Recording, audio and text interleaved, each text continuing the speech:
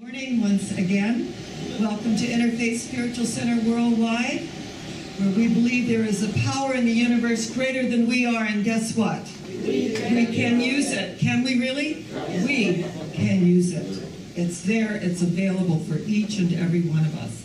And as I welcome you, I just acknowledge at a very, very deep level that we are here by divine appointment. If you tuned in at this moment, there's something here for you. Nothing happens by chance. And that as we put this energy out in waves, and looking at the law of cause and effect this morning, the Bible states it. God is not mocked, be not deceived. As you sow, so shall ye reap. The law of karma is that when we put into the law of life, what we put into the energy of life, makes its round and returns unto us. Now, some people think, oh, that's such a scary thing. But if we're sowing good thoughts and good deeds, and we're awake to the energy and the gift of life, that is going to come back to us in waves of energy. That we have the opportunity every single day of our lives to recreate our experience. That's why I love this way of life, is that we can recreate our experience. We set a cause in mind, you know, because people say, well, my God, I did this and I... No. I now redirect the energy. I now open to the universal intelligence. Because, you know what? The universe always has our back. That we are supported. That we are loved. The ground of being is love. Love points the way, and law makes the way possible. And that is the energy and the flow. And to be in the flow of life is to open ourselves and to listen to the still small voice of God within us. That is our intuition. I love this story about a gal named Joan, and she was in Nice in France. And she was in the open air market, and it was fantastic, and it was beautiful, and there were flowers. You know how it is in Europe. Flower stands everywhere, and all this beautiful cheeses and breads in the open air market. And she looked over at a table, and she thought, oh my gosh, that looks like Pablo Picasso. And she began to, you know, talk to herself and ruminate within herself, and should I, shouldn't I? And so finally she went over and she said, are you Pablo Picasso? And he looked up and he said, yes, I am. And she said, I am one of your greatest fans. Would you do me the honor of just just do a sketch of me? I thought, this is pretty courageous, right? And he took a look at her, and he had like charcoal, you know, his accoutrements of the artist world with him, and kind of sized her up and said, yes, I will. She goes, well, I'm willing to pay you. He said, yes, I will. And so he began sketching. He went off to a little table, kind of a little more secluded, where he could do this. And then he completed it, and he gave it to her, and it was spectacular. Spectacular. And she took out her checkbook from her purse and said, how much do I owe you? And he said, $5,000. She said, $5,000? My gosh, you only worked for 15 minutes. He said, I beg to differ with you, my dear. I worked 80 years and 15 minutes on this project.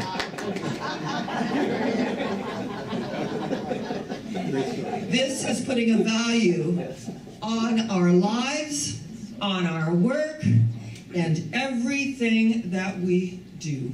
Because we are the sum total of every experience, every sadness, every laughter, every joy, every sorrow. We are the sum total of that.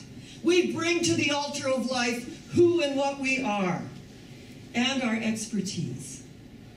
So when we open this space to allow God to do what God does best by means of us, and acknowledging that there is a cause in mind for all of it, and that as we open ourselves to heal ourselves, then we can go back into the marketplace with open arms. We can begin to really assist and serve others through our own experiences. This is the whole idea of the 12-step program. I've been there, I've done that.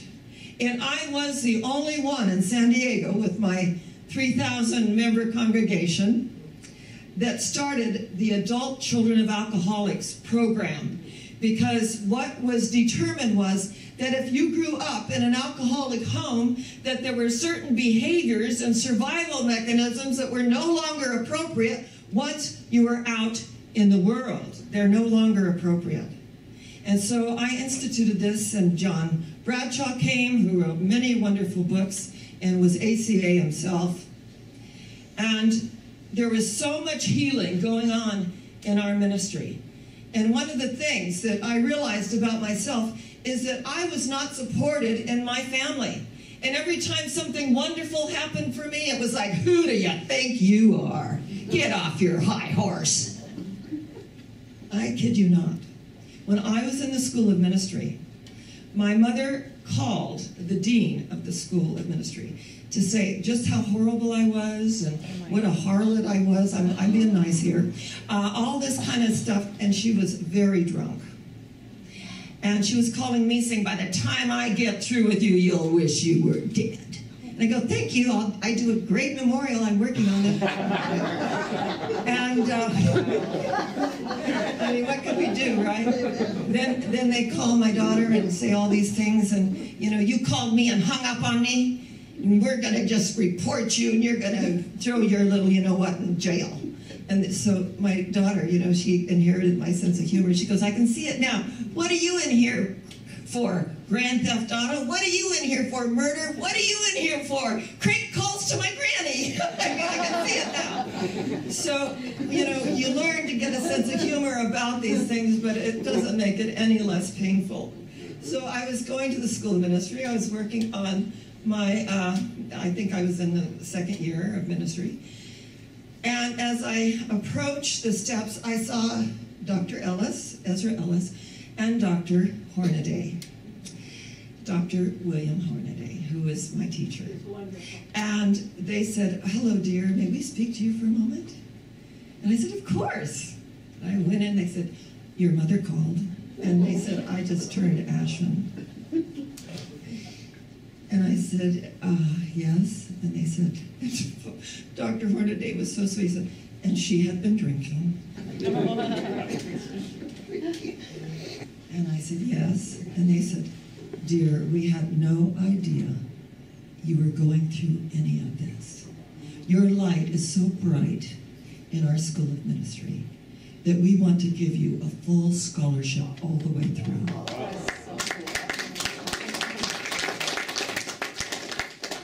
I mean, I latched on to the science of mind principles because it saved my life. It absolutely saved my life, so that I could navigate through life and realize, and I still, you know, there is a cause in mind that I still work on. And it's so interesting, if your family of origin did not support you, you create others in your life not to support you and to sabotage your efforts. And as we arise to that, he drew a circle that shut me out, but love and I had the wit to win. We drew a circle that took him in. Because when you love thine enemy, that is disarming. That is disarming. I had an incident where I was going out of town, and I was packing the car, and I left my gate unlocked, which I don't usually do, and so I heard, hello, and I thought it was Rob Roy, because Rob is always there to check my house out, and it's just so wonderful, and said, hi, and so this gentleman came through the courtyard, and it was someone I'd never seen before, and it was, you know, kind of took me aback, and I said, oh, I'm leaving for out of town, and I'm just, oh, he goes, oh, of course you are, because you're taking me with you, you know, the overfamiliar thing. And I said, oh, you know, I'm on a time schedule, and I just need to go, and I'm packing the car, and I'm sorry, but, you know, I just can't engage at this moment. And then he said, well, I hope you're a lot nicer to the next visitor you have. I said, oh, I will be. They'll be invited. Right? And you just can't take that stuff on. Because what I love about our way of life, this isn't a lot of lofty principles, per se. There is a practical application. We put the works with the faith. And it doesn't mean that we don't get pissed off and things don't go on in our lives and we stamp and we do the whole thing. Set the timer, 2 minutes. Give yourself, say it all. And then after 2 minutes, when the timer is, get off it and get on with life. And when we get on with life, something begins to happen where we no longer engage, and nor do we have that need for self-punishment. And there is a need, because that's what we experienced in our former lives. So when the emotional need for self-punishment comes up, we just bless it. We bless the whole energy of it. We bless all those that were in our lives that facilitated us and allowed us to be where we are at this moment, and to forgive those that persecute you and say all manner of evil against you for his name's sake, right? Because we have the awareness, we make the adjustment. See, and people say, well, why am I always the one that has to extend? I'm always the one that has to make the first move. You have the awareness. You make the adjustment. So it's the ones with the awareness. It's not like one-upmanship. It's, hey, I'm drawing a larger circle here, and I'm including that. And I'm including all of those experiences. My daughter says, Mother, I cannot even relate to your childhood. I said, wonderful. Wonderful. I've done a pretty good job being a single mom, right? And raising you on my own, being a widow at 32 years old. And working on my own issues. And when stuff comes up today, I just declare to the universe, all cause, effect, record, and memory of that which no longer serves me returns to its native nothingness from whence it came. Because it is neither person, place, nor thing. It is only the life and the energy that I give unto it. And I refuse to energize this. I refuse to engage. I refuse to animate anything that no longer serves me. I release it. I return it to its native nothingness from whence it came. So when we're looking at a cause and effect relationship, and there are things that come up that are wonderful, because we are the sum total of all of it. And I was sharing last week that every good deed I ever did, anytime I extended myself in generosity, all took hold with this trip to India, where Dr. Natarajan said, I want to fulfill your dream of India.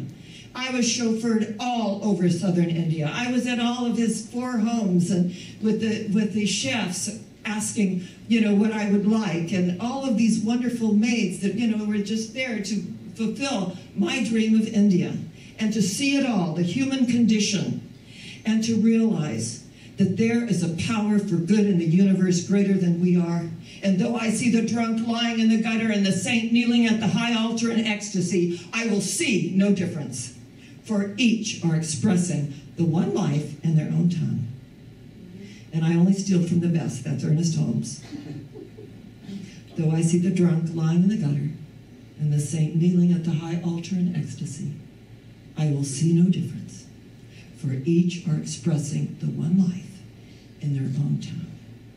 And it was really interesting that before my father passed, he came to me, and he had seen me on a television program that I used to have, a syndicated program from San Diego to LA. It was called Passport to Life. And he saw me, and he was just like amazed. And so it was interesting. He came on a Father's Day, and I was doing my talk, and it was really interesting because I went from we greeted everyone, and then I went straight to my talk. We didn't reach out and touch. We didn't do anything. I was so thrown when I thought I saw him at the very, very back of, 2,000 people in the room, in the very last row, and then I had this amazing vocalist, and she was a pianist, and she played jazz, and her name was Tess. And Tess went to her watch, and I looked up, and we got 30 minutes to go. I've done my talk, We didn't do songs, we didn't do it. I was so thrown. And then I said, oh my gosh, I thought I saw my father in the audience, who I have not seen in 10 years. And we were estranged, for obvious reasons. And I walked down the aisle. It kept walking. And in those days, I did not have a microphone that was cordless. It was on a cord. So halfway down, I looked, And I said, "Are you my father?" And he went like this. And I said, "You look so much like my father." So I dropped the mic and I walked the rest of the way, and I saw that it was my father indeed. And, you know, I'm very open about my life. I feel like I'm not up here to tell you how great I am. And, you know, that's not who I am. I've been on a journey just like you. I hope I have a certain level of mastery, having been in the ministry for 40 years. And that as issues come up, that we heal them. And so everyone sort of knew my relationship with my father, that I didn't have one. And I just embraced him, and he embraced me sobbing. And after the service, he apologized. Now, not too many adult children of alcoholics get that, but I did. And he said, "You've done so much, you've gone so far," and he began to sob. And I can't take any of the credit. And he just sobbed. And I just took him in my arms and I said, "You know what, Daddy? I wouldn't be who I am today without those experiences. I wouldn't trade them for anything, neither would I repeat them." And then we had this healing. So my daughter got to know the grandpa that was loving and kind, not the abusive, child-battering alcoholic that I grew up with and that my sister took her own life. So she got to know this other person. So there was a recreation of relationship. There was a new cause set in motion of love.